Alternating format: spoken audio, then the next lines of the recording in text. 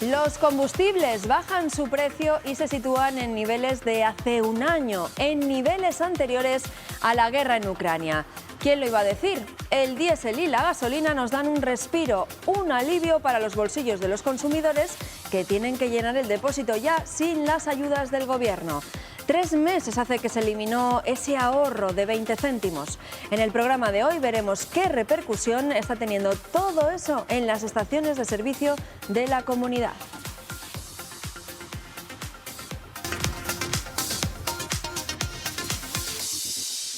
Hola, ¿qué tal? Estará con nosotros enseguida el presidente de la patronal de las gasolineras de Castilla y León. Y hoy también Renault ha presentado el nuevo vehículo que se va a fabricar en Palencia. La 6ª generación de la Espace, que cuenta, ya se lo adelanto, con un diseño más luminoso en el interior y que se va a fabricar en la planta de Villamuriel de Cerrato. También en el programa de hoy hablaremos del plan que la Junta de Castilla y León ha presentado también esta mañana para cuidar la salud mental y que contempla a nivel educativo más orientadores en los centros y en el ámbito sanitario más medios y más profesionales.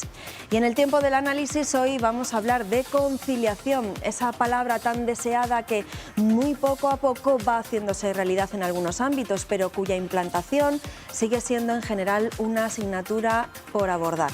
Aquí comienza Está pasando.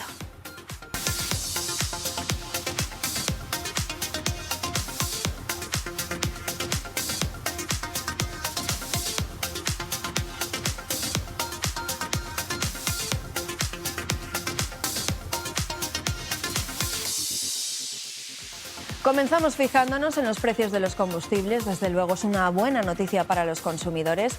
La bajada del diésel y la gasolina está siendo un alivio para quienes tienen que coger el coche habitualmente. Eduardo. Pues sí, Pilar, y si ellos han pasado estos días por alguna estación de servicio habrán comprobado que el precio del combustible está bajando a niveles previos a la guerra en Ucrania. Así como van a ver, están hoy los precios de media. La gasolina sin plomo 95 se paga, por ejemplo, de media a 1,63 euros el litro, en mínimos desde el estallido del conflicto, y el diésel, otro ejemplo, a 1,54, en la que está siendo una de las mayores bajadas en lo que va de año. Lorenzo Colomo es el presidente de la Federación Regional de Estaciones de Servicio de Castilla y León. Lorenzo, buenos días. Hola, muy buenos días. ¿A qué se debe esta bajada? ¿Qué ha cambiado en las últimas semanas para recuperar esos precios aún incluso sin la bonificación del gobierno? Los precios y la bonificación del gobierno son dos cosas diferentes, porque la bonificación del gobierno se hacía se descontaba después del precio en el monolito.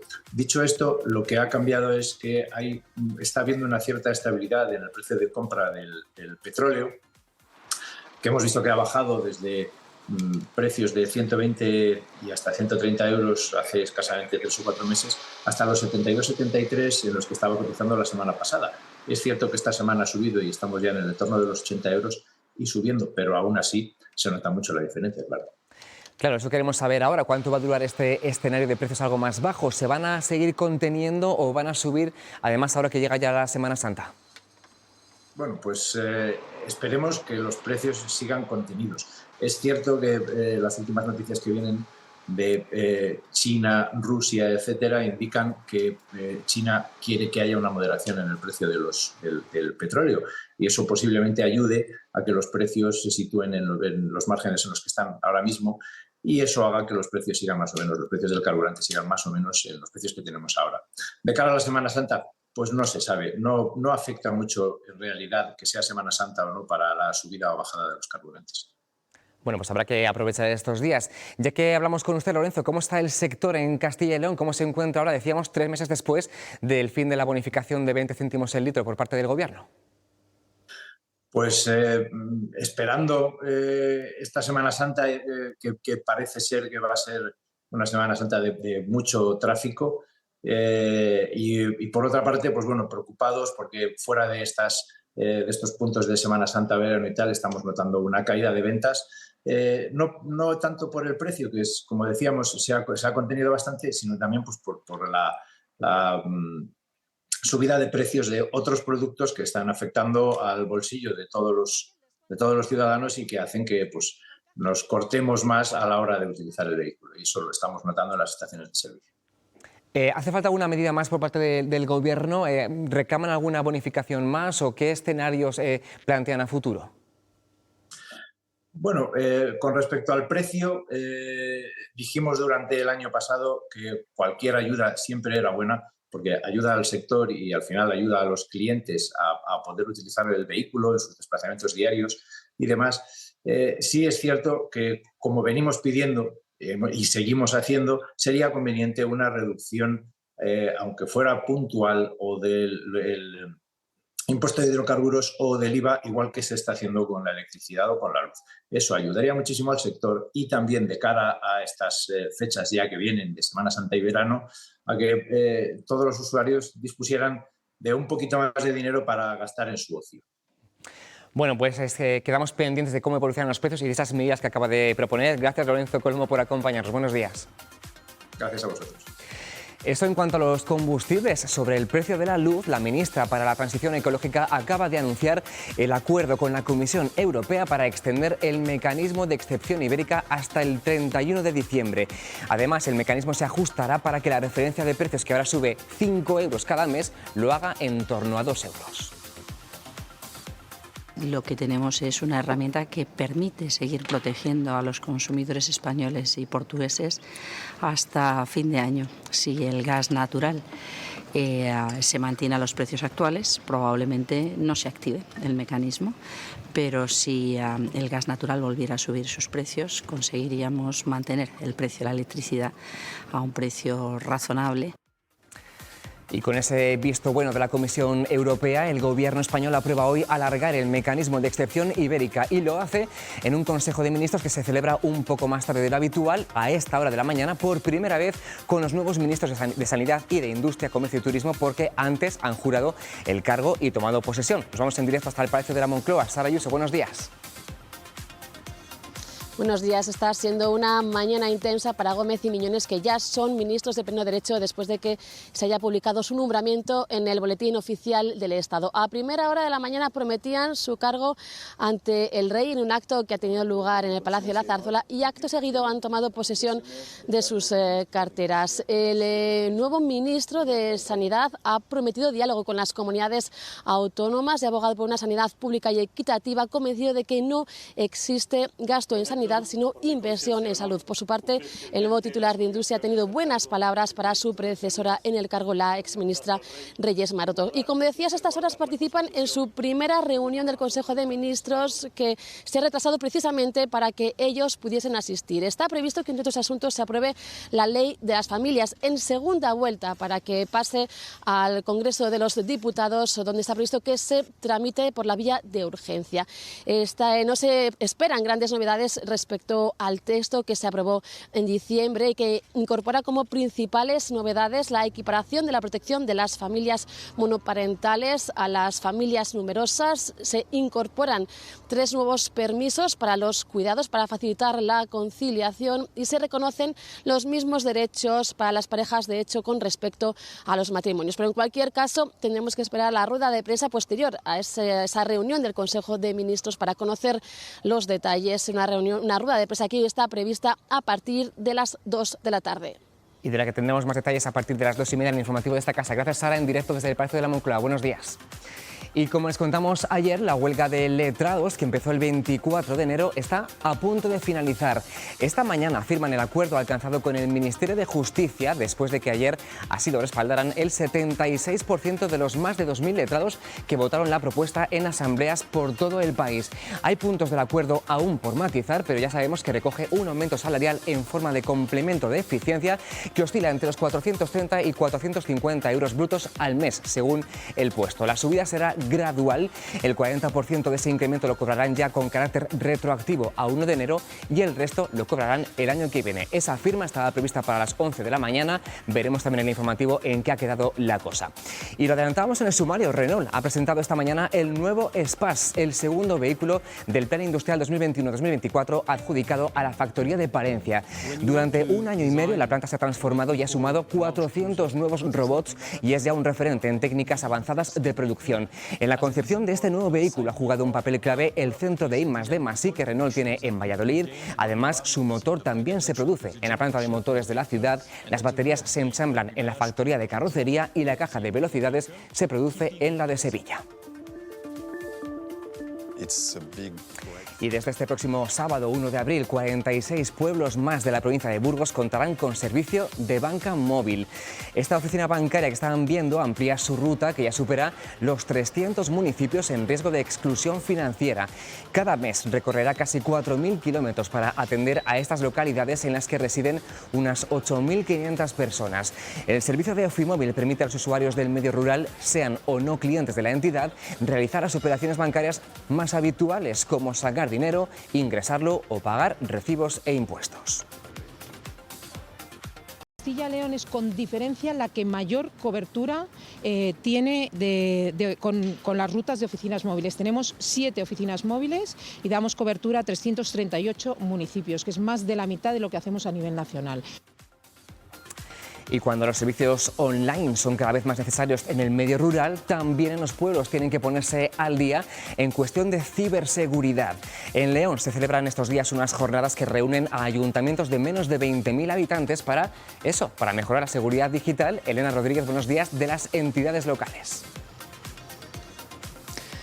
Durante 2 días la Diputación de León organiza las primeras jornadas de ciberseguridad en el medio rural para los alcaldes y concejales de los pequeños municipios, aquellos que tienen menos de 20.000 habitantes, un espacio en el que también se ha firmado un convenio sobre ciberseguridad con el CNI. Vamos a conocer la importancia de la ciberseguridad en esos pequeños municipios con Javier Candau, que es el jefe del Departamento de Ciberseguridad del Centro Criptológico Nacional. Javier, muchísimas gracias. Buenos días. Muchas gracias a vosotros. ¿Cuál es la importancia de la ciberseguridad? Para todos ya lo conocemos, pero de manera especial para esos pequeños ayuntamientos de menos de 20.000 habitantes, ¿qué deben de tener en cuenta? Bueno, creo que deben de tener en cuenta que aplicar ciberseguridad es posible, que no es cara y que creo que van a mejorar mucho sus posibilidades de atender a los ciudadanos. Entonces, aplicar ciberseguridad creo que en los momentos que estamos ya no es una opción. Necesitamos aplicar ciberseguridad porque cada vez estamos dando más servicios a los ciudadanos a través de los sistemas de información. Con lo cual, el certificarse en el Esquema Nacional de Seguridad, que es nuestra norma de obligado cumplimiento, y aplicar medidas que evitemos esos ataques que tanto daño nos hacen, como el ransomware, que a mí siempre me sabe mal. Siempre tenemos todos los años 30, 40 casos, sobre todo en ayuntamientos pequeños, que se encuentran con todos sus sistemas destruidos y que les cuesta muchísimo trabajo recuperarlos. Entonces tenemos que aplicar medidas para evitar eso. Decía el presidente de la Diputación, queremos que los alcaldes, los concejales, los funcionarios sepan que no están solos en el tema de la ciberseguridad, de ahí este convenio, de ahí estas jornadas. Hay ataques todos los años. Aplicar ciberseguridad, que decía usted ahora, ¿qué supone? Bueno, aplicar ciberseguridad es aplicar un método, es identificar los riesgos y estos riesgos pues mitigarlos con una serie de medidas y herramientas de ciberseguridad. Tenemos medidas y herramientas de ciberseguridad adaptadas a los ayuntamientos y con esta visión del riesgo y su objetivo en reducirlo con la aplicación de estas medidas, ¿cómo lo conseguimos? Yo creo que las medidas de seguridad y que las alcaldías y los ayuntamientos pequeños lo pueden hacer, y el objetivo de estas jornadas es demostrarle que ya en Palencia, en Málaga y en otras diputaciones tenemos ayuntamientos muy pequeñitos certificados y mucho más seguros de lo que estaban hace un año. ¿Supone muchos cambios en el día a día de un ayuntamiento esa certificación? Yo creo que no, pero es que no es una opción. O sea, no podemos ser resistentes al cambio. Tenemos que forzar este cambio a que en vez de implantar sistemas, implantemos sistemas con seguridad. Entonces, creo que el modelo que se está aplicando ahora es un modelo bastante más sencillo del que teníamos en los primeros esquemas nacionales de seguridad de 2010, y creo que ahora mismo pues los 100 ayuntamientos que ya están prácticamente certificados lo están demostrando. En Castilla y León, ¿cuántos están de esos 100? Bueno, muchos, porque Palencia tiene más de 50. Así que creo que Castilla y León es líder en el número de municipios certificados en el NS comparado con toda España. Y después de estas jornadas me imagino que prevén ampliarlo también aquí en la provincia de León. Yo creo que con este convenio que hemos firmado con la Diputación de León, pues todos los ayuntamientos de la Diputación de León, yo creo que para 2024 los tenemos a todos certificados. Javier, muchísimas gracias. Nada, gracias a vosotros. Gracias, Elena. Hoy acaba esa jornada de ciberseguridad en el mundo rural. Y claro, Internet también facilita a muchos trabajadores poder ejercer su trabajo, su labor desde casa, y eso ayuda a la conciliación. A partir de ahora, Pilar, en el tiempo del análisis hablamos de precisamente eso, la conciliación y la corresponsabilidad. Sí, Eduardo, de conciliación, de ese deseable equilibrio entre la vida profesional y personal, del que cada vez somos más conscientes. Se van adoptando medidas para favorecerla, pero sigue siendo una asignatura pendiente en muchos ámbitos. Hablamos de medidas que, por ejemplo, favorezcan a los trabajadores de una empresa el cuidado de sus hijos, pero también de sus padres. Para hablar de conciliación, de cómo estamos en Castilla y León y de qué hace falta, de lo hecho ya, hablamos hoy con Elena Pinilla, que es coordinadora de la Secretaría de Mujeres e Igualdad y Políticas Sociales de Comisiones Obreras.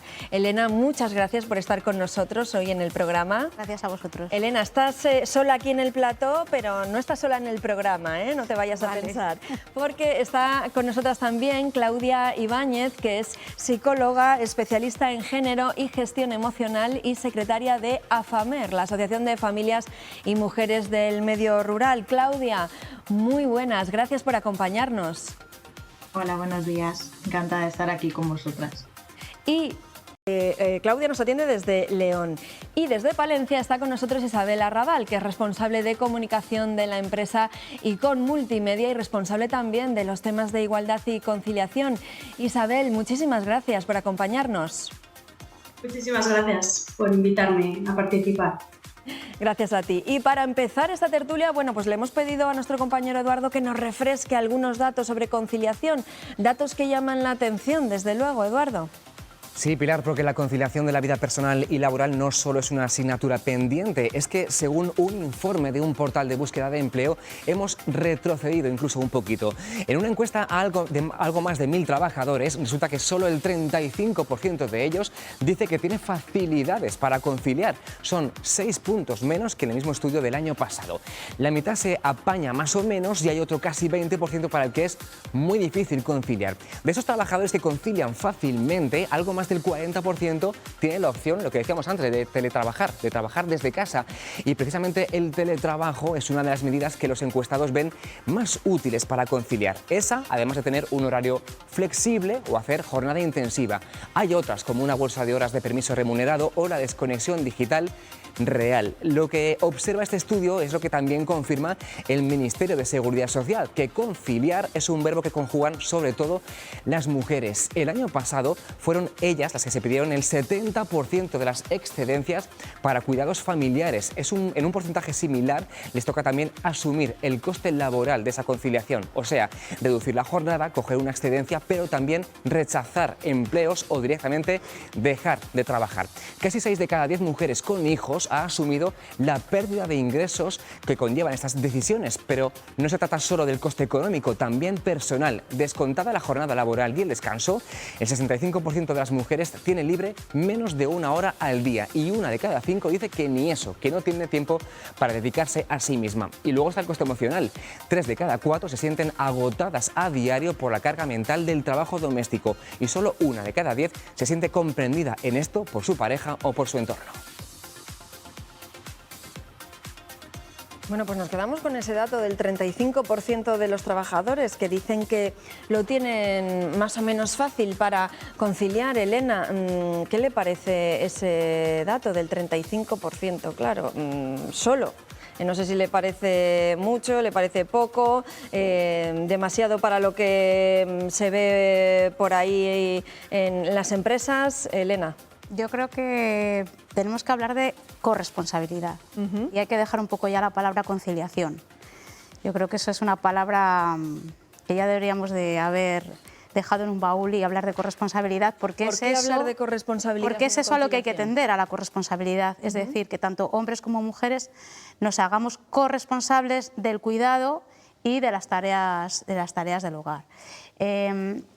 Viendo lo que acaba de comentar tu compañero, sí, efectivamente, el 70% de las excedencias, tanto por cuidado familiar como por cuidado de hijo o hija, las cogen las mujeres.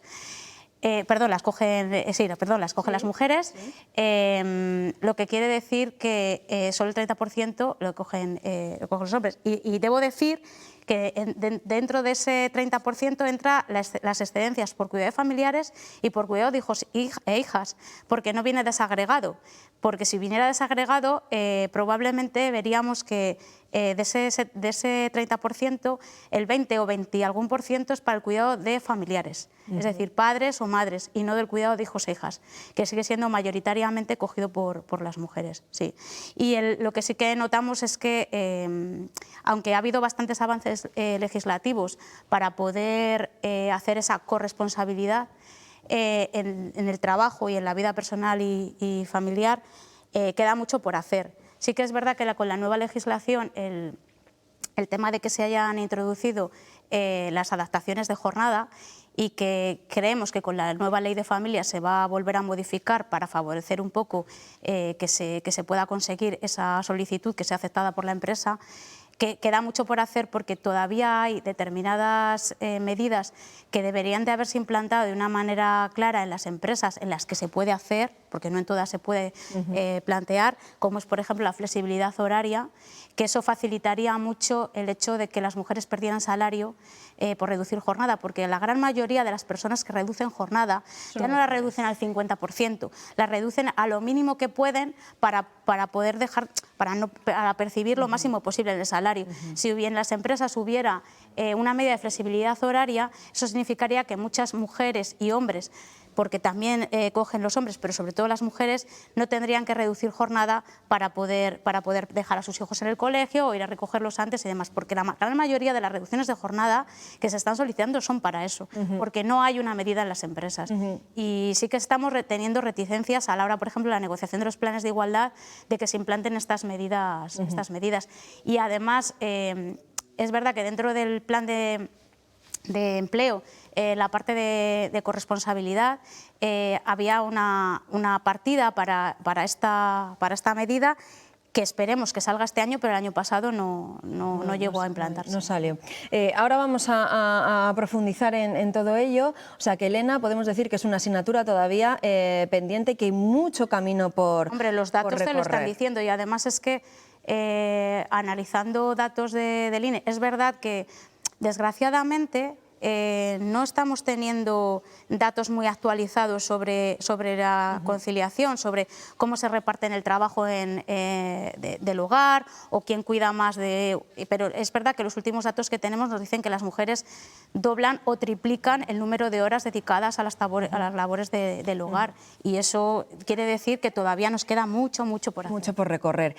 Mucho por recorrer, Claudia, también en el medio rural, en conciliación y corresponsabilidad también en el ámbito rural, porque muchas veces cuando hablamos de conciliación, pues la imagen que se nos viene es la de problemas de cómo conciliar la vida familiar y laboral, y nos vamos directamente a empresas ubicadas en ciudades, porque no llegamos, pensamos que en el medio rural es más fácil, pero claro, en el medio rural también hay otros problemas, y efectivamente lo que decía Elena, pensamos en una familia con hijos, pero también pensamos en una familia, en una mujer, en un hombre que tengan que cuidar a sus padres mayores.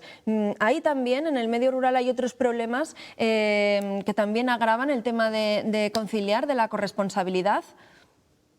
Yo creo que totalmente. De hecho, es súper necesario hacer esta distinción entre medio urbano y medio rural, porque el medio rural tiene sus propias características. Hay que entender también que en Castilla y León predominan los núcleos rurales y, por ejemplo, en el mundo rural, para empezar, el trabajo está súper masculinizado. Hay una tasa de desempleo femenino bastante superior a la de desempleo o paro masculino, y realmente se ve mucho más esta repetición o esta continuidad de patrones y de roles asociados al género, en los que muchas veces es la mujer la que abandona su su propia vida laboral o la pone en un segundo o tercer plano porque sigue un poco relegada a esta función del cuidado de los hijos, del cuidado del hogar y muchas veces también de los familiares mayores. También hay que entender que en el medio rural la población está muy envejecida, con lo cual todas estas cargas emocionales y de cuidado se multiplican y se ve muchas veces que es la mujer la que sigue sosteniendo pues toda esta carga, ¿no? que se da en su vida.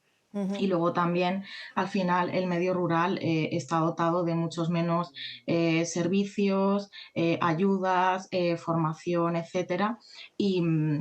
Y eso hace que la mujer también, desde esta masculinización del trabajo, tenga muchas menos alternativas a la hora de desarrollar su propio empleo, de poder ser emprendedora, de liderar su propio proyecto, con lo cual hay una serie de condicionantes que la alejan bastante de poder alcanzar esta corresponsabilidad o de tener un papel igualitario o la misma visibilización dentro de la sociedad. Por lo tanto, queda mucho camino por recorrer, quedan muchas cosas por hacer, bueno, pero poco a poco, no queremos que sea todo negativo, se van dando algunos avances. Hay empresas que, conscientes de esa realidad que sufren algunas familias, bueno, pues adoptan medidas que favorezcan la conciliación, la corresponsabilidad, y una de ellas es La Palentina. Y con Multimedia, antes les presentábamos a su responsable de comunicación, esa empresa cuenta con un distintivo Óptima Castilla y León.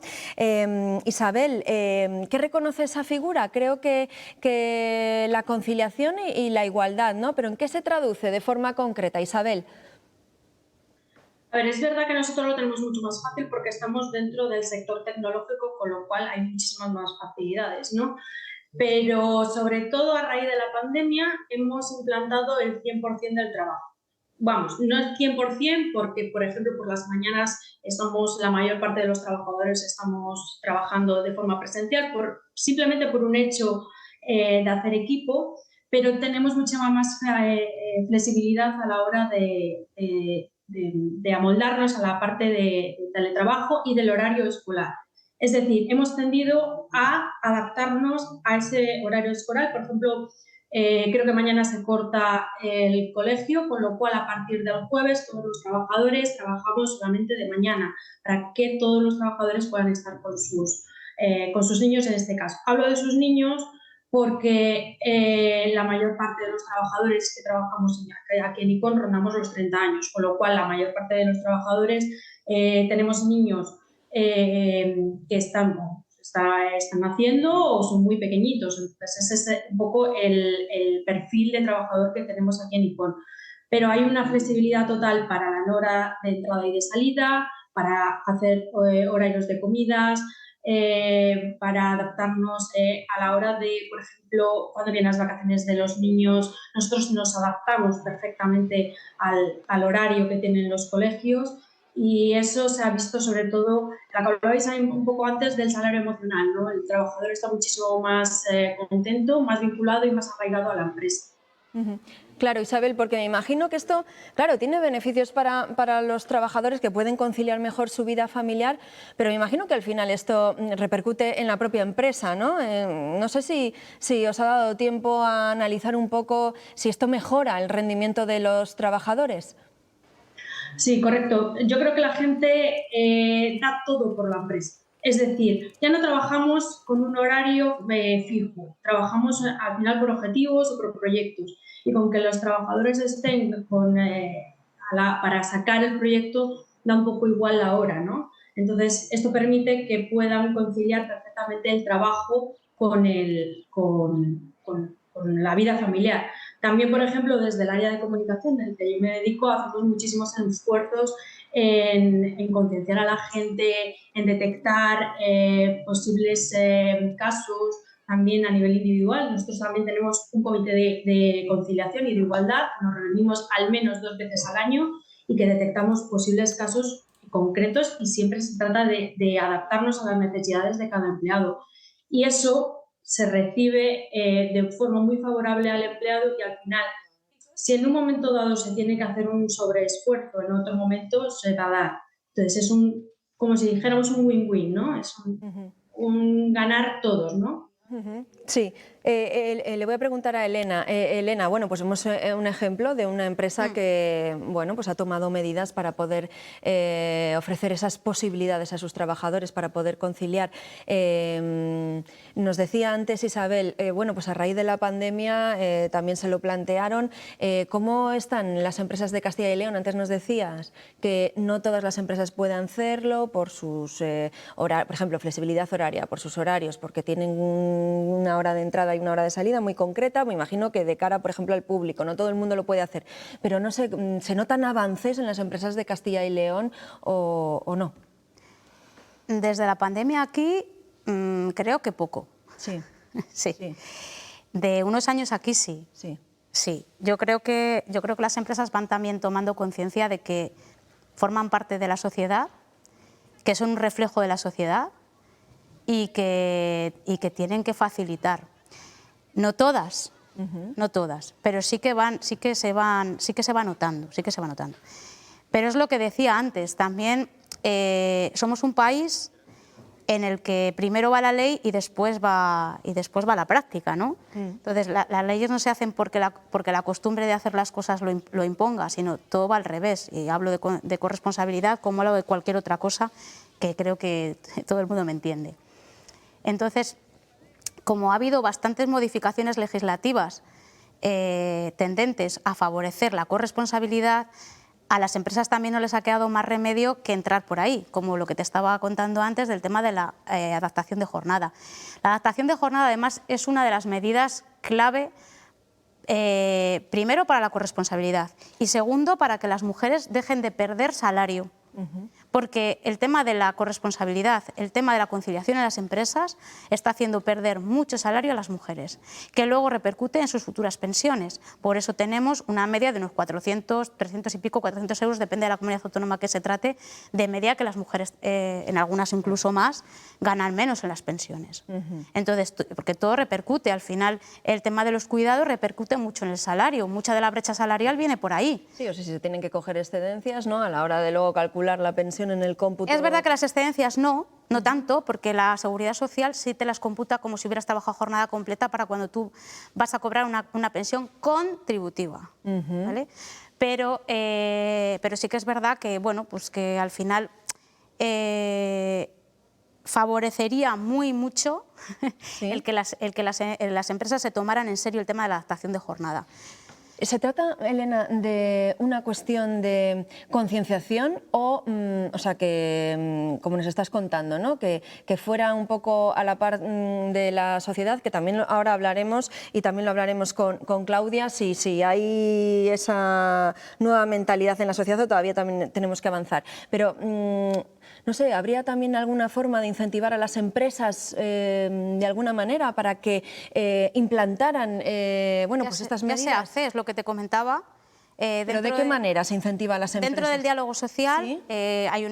Lleva ya bastantes años, lo que pasa es que el año pasado no se llevó a cabo, pero sí se ha negociado con la Consejería de Familia, con la Dirección de Mujer en este caso, la subvención a las empresas para las empresas que toman medidas de flexibilidad horaria. Bueno, llamamos flexibilidad horaria, pero es cualquier tipo de medida que favorezca una corresponsabilidad en la empresa.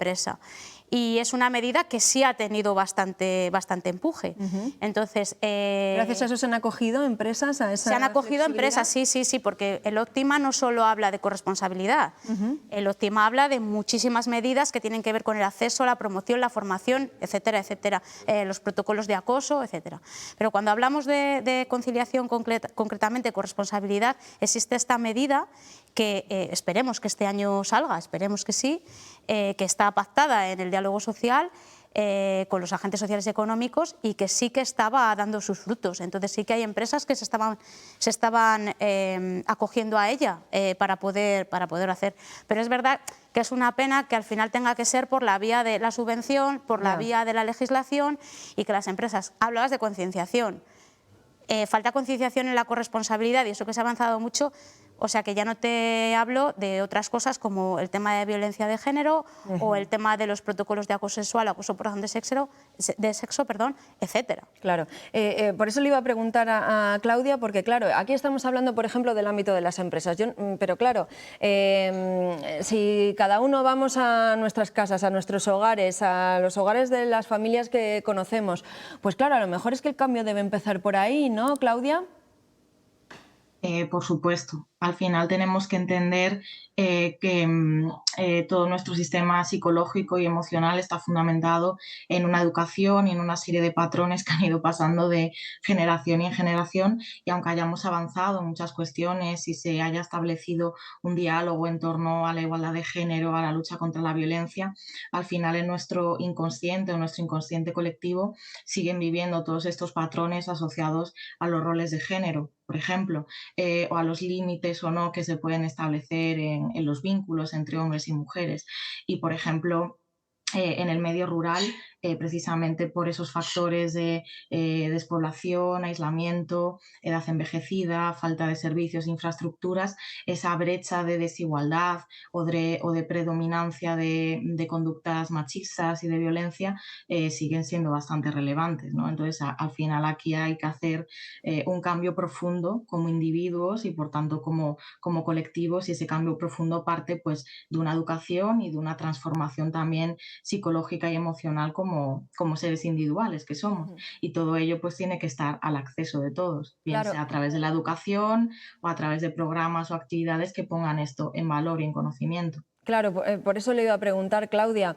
Claro, esto, bueno, claro, la teoría pues más o menos la podemos intuir, pero claro, llevarlo esto a la práctica, ¿qué requiere? ¿Más formación? ¿Dónde? ¿En qué ámbitos hay que actuar?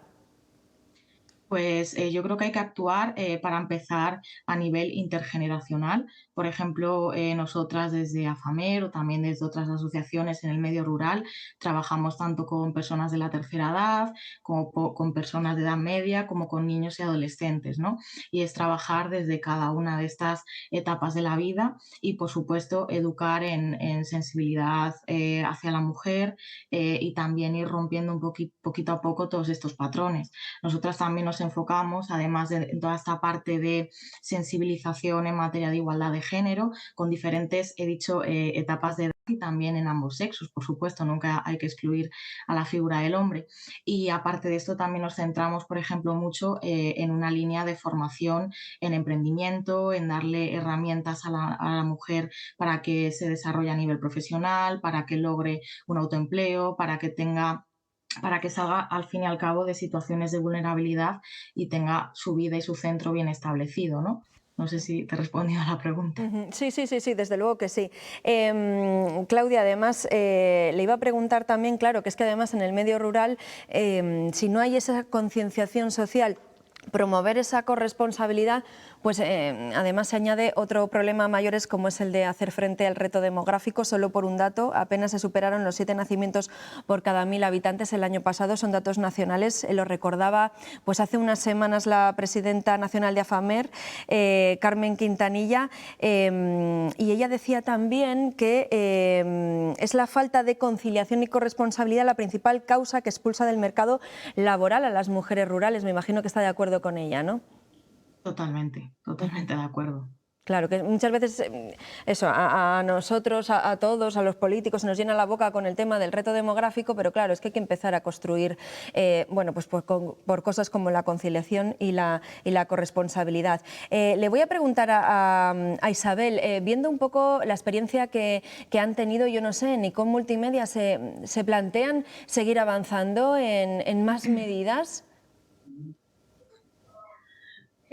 Ahora mismo, por ejemplo, estamos estudiando la posibilidad de la jornada intensiva constantemente o de la jornada de 4 días a la semana, como tienen otras empresas del ámbito tecnológico. Si bien es cierto, nosotros trabajamos con clientes que están al otro lado del charco y entonces hay que ver un poco cómo compatibilizar eso, pero es una de las medidas que ahora mismo estamos viendo las posibilidades que hay y viendo las posibilidades que hay en cada trabajador, cómo lo podemos implantar, o no sé si de una forma de golpe o progresivamente. Pero es verdad que hablabais antes un poco de las reducciones de jornada, de las excedencias y demás. todas estas medidas que hemos ido tomando, se ha reducido drásticamente todo el tema de la reducción de jornada, sobre todo en las mujeres. Es verdad que nuestro sector está muy masculinizado también, pero tampoco hay tanta diferencia entre una mujer y un hombre a la hora de la corresponsabilidad. Yo creo que ya también hay muchísima educación. Como os he dicho antes, yo creo que también tratamos de hacer esa concienciación, esa educación desde la empresa, o sea, para que vaya desde la empresa a casa y de casa a la empresa, y que poco a poco se vaya concienciando. Pero ya te digo, ya hemos implantado esta medida. Hace poco hemos implantado también medidas como, por ejemplo, y vinculado al ámbito de la movilidad, una idea muy friki que como es nuestro ADN, ¿no? Que es el alquiler de patinetes eléctricos para que todas las personas, pues si en un momento dado tienen que salir al colegio porque les demandan sus niños, que vayan mucho más rápido o que vayan antes a casa a la hora de la comida. Todas esas ideas son bienvenidas siempre en ICON y siempre las tratamos dentro del Comité de Igualdad y de Conciliación, y es algo que también los propios trabajadores nos demandan, y nosotros pues todas las ideas son bienvenidas. Apuntaba Isabel, Elena, apuntaba Isabel eso, que en la gente más joven, bueno, pues se va notando ya esa corresponsabilidad. No sé si está de acuerdo o no, sí. Se va avanzando cuanto más jóvenes son los trabajadores, por ejemplo. En general, sí. En general, hay de todo, pero en general sí. En el tema de corresponsabilidad, sobre todo en el hogar, sí que notamos que se ha avanzado. Incluso también, es lo que te decía antes, que en el tema de solicitudes de reducciones de jornada de excedencia sí se ha notado.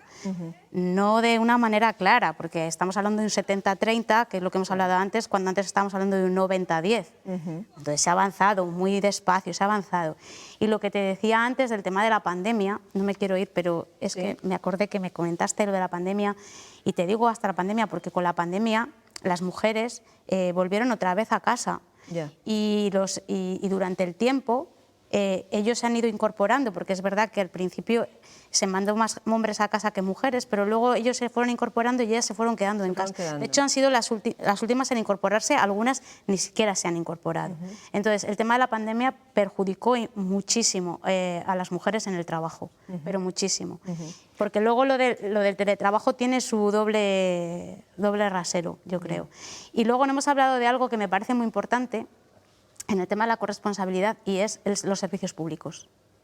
No vamos a tener una verdadera corresponsabilidad mientras no existan unos servicios públicos de cuidado accesibles para la población. Es decir, que pague más quien más tiene y que sea gratuito para quien menos tiene. O sea que esa podría ser una de las medidas que también favorecerían, que no solo desde el punto de vista, hay que verlo desde el punto de vista de las empresas, de lo que podemos hacer de cambio social, sino también de esas políticas que hacen falta, ¿no? Para favorecería la corresponsabilidad primeramente, pero luego favorecería sobre todo a las mujeres a la hora de acceder al mercado de trabajo, porque si nos vamos a las estadísticas de mujeres inactivas, el porcentaje de mujeres inactivas porque se están dedicando a labores del hogar es como un porcentaje, no sé si será 30 puntos por encima del de los hombres. Es decir, los hombres inactivos no están porque están haciendo cosas en casa o cuidando de los hijos, sino por otro tema. Entonces, el tema de la incorporación de las mujeres al mercado de trabajo o de su mejora de las condiciones en el trabajo tiene mucho que ver con que existan recursos públicos de cuidado. Está clarísimo eso. Pues nos vamos a quedar con ese mensaje de Elena. Ojalá pues pueda llegar algún día en el que la mujer no tenga que elegir entre su vida profesional y su vida familiar, que no tenga que parar su vida profesional o frenarla o abandonarla porque tenga que dedicarse al cuidado, porque tiene al lado una persona que es igual que ella en los dos ámbitos.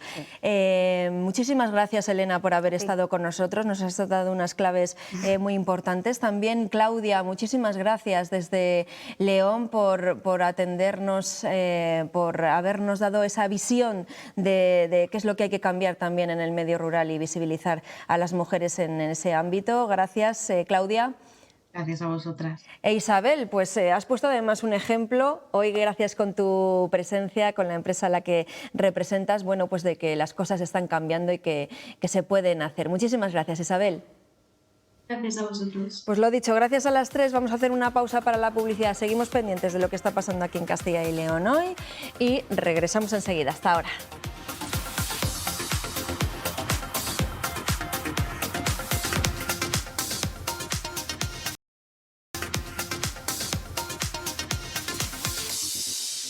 Seguimos en Está Pasando. Hoy se ha presentado el plan para mejorar la salud mental, que incluye más medios y más profesionales en ámbitos como el sanitario y el educativo. Eduardo, cuéntanos. Sí, Pilar, nuestra comunidad autónoma da un paso más para atender y proteger a las personas con enfermedades mentales. El presidente de la Junta ha anunciado una batería de medidas que se pondrán en marcha, dice, de manera inmediata. Sandra Basallo, ¿en qué consiste ese plan? Hola, buenos días. El presidente ha anunciado la creación de una red de detección y alerta para cuidar la salud mental de niños, adolescentes y personas mayores. Será coordinada entre las consejerías de Sanidad, Educación y Familia. Las medidas comienzan a implantarse ya. A partir de abril se incorporarán más psicólogos y psicopedagogos a los centros educativos. Antes del verano se pondrá en marcha un servicio de apoyo integral a las familias para ayudar en la mediación de problemas de convivencia. En el caso de la teleasistencia avanzada, ya hay profesionales preparados para abordar situaciones de prevención de suicidio en personas mayores. Y también se van a crear 2 hospitales de día infanto-juvenil nuevos en Burgos y en León, que se suman a los de Valladolid y Salamanca, donde están detectando un aumento de problemas de ansiedad, de autolesiones y de trastornos de conducta alimentaria. Además, en todas las provincias, más El Bierzo, existirá un profesional de enlace de salud mental para actuar lo más ágilmente posible en casos de intentos de suicidio e intentos autolíticos. Mejorar la coordinación, reforzar el aspecto de la prevención y de la detención precoz, que nos parece fundamental, especialmente en los colectivos más vulnerables. Estoy hablando de los niños, estoy hablando de los adolescentes, estoy hablando también de las personas mayores. Queremos cuidar mejor todavía su salud mental, estar al lado de sus momentos difíciles y evitar que lleguen a sentir que no hay salida en esos momentos en los que hay situaciones de soledad, que puede haber situaciones de angustia también, o que pueden coincidir o provocar una situación de autolesión. Y más temas. Finalizada la ampliación y reforma del Museo de la Colegiata de San Isidoro, ahora el espacio espera albergar la nueva museografía y las piezas que expondrá en los próximos meses. De momento, lo que ya hemos podido ver es el resultado de la rehabilitación de esta joya arquitectónica que contiene uno de los tesoros medievales más importantes de Europa. León, Javier Revuelta. Buenos días, sí, una ampliación de 2.000 metros cuadrados para adaptar este Museo de San Isidoro al siglo XXI, pero siempre respetando la historia del monumento y el patrimonio cultural de uno de los museos más importantes de nuestro país. Los ciudadanos podrán visitar este museo a partir de la próxima Semana Santa y visitarán las galerías altas del claustro, o por ejemplo esta muralla en la que nos encontramos, donde podemos tener unas vistas de Santo Domingo como nunca antes. Pero que no se asusten si lo que no ven son las obras, porque la parte de la musealización empezará en los próximos meses con la intención de que esté todo listo y todo preparado para disfrutar plenamente de este Museo de San Isidoro a partir de 2024. Pues ya queda menos para comprobarlo. Gracias, Javi, y muy buenas tardes. Y miren, en Segovia la vegetación estaba provocando graves problemas en una parte de la muralla medieval. Tanto es así que ha habido que intervenir en 2 torres. Hoy, acabadas ya las obras, Noelia Duque se ha inaugurado este espacio. Buenas tardes.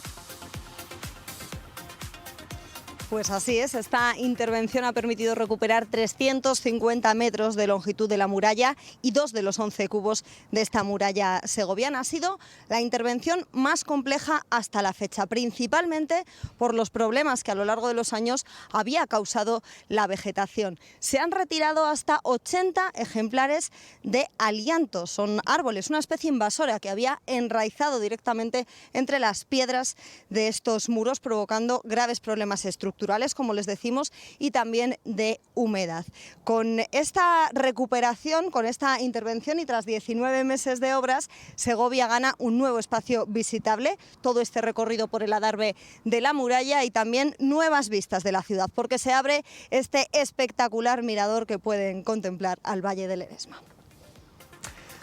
Pues todo listo, gracias Noelia, para visitar nuestras ciudades, porque a apenas unos días para la Semana Santa, nuestras ciudades ya se engalanan para celebrar la Pasión. Y hoy hemos visto los preparativos de una de las más espectaculares de la comunidad, la de Zamora. Desde hoy ya cuelgan de la fachada del ayuntamiento los reposteros con los anagramas de las distintas cofradías. 17 estandartes que fueron restaurados el año pasado adornan los balcones. Los ha colocado esta mañana la Junta Pro Semana Santa, que también tiene suyo propio y preside en solitario el balcón principal del Ayuntamiento zamorano. Claro, es que el domingo es Domingo de Ramos y vamos a despedirnos hoy con imágenes de la Pasión salmantina, en este caso. 48 fotografías que pueden contemplarse en las calles Toro y Azafranal de la capital de Salamanca y que muestran los iconos procesionales de las cofradías de la ciudad a través del objetivo de Fernando Pena. Esta exposición al aire libre acerca la Semana Santa a vecinos y visitantes y forma parte del 20º aniversario de su declaración como fiesta de interés turístico internacional. Es que ya estamos en tiempo de descuento para la Respira, Semana no falta Santa. Nada, el Domingo de Ramos ya está ahí y nosotros también estamos en tiempo de descuento. Pues sí, hemos llegado al final de nuestro programa. Nos vamos, pero mañana estamos aquí los dos en Está Pasando. Nos esperamos a las 12:30. Que pasen un buen día. Hasta Adiós. mañana.